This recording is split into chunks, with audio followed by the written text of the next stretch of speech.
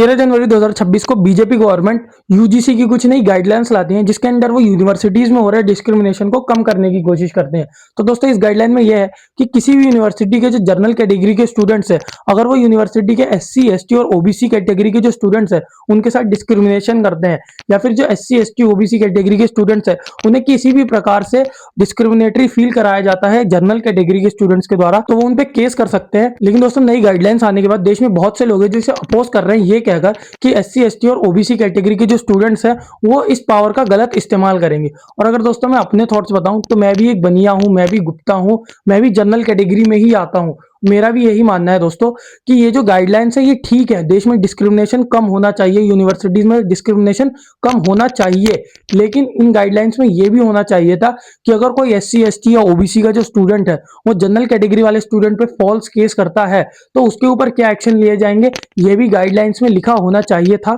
जो कि गाइडलाइंस में नहीं है, जिससे कि एससी एसटी और ओबीसी के जो कुछ स्टूडेंट्स हैं वो इस पावर का गलत इस्तेमाल कर सकते हैं और लोगों को परेशान कर सकते हैं। इसलिए मेरा मानना यह है दोस्तों कि एक प्रॉपर गाइडलाइंस जब होती, जब इसमें फॉल्स केस करने पर भी एक्शन लिए जाते, लेकिन इसमें फॉल्स केस करने पर कोई एक्शन नहीं है, तो दोस्तों मैं भी इसे ठीक नहीं समझता।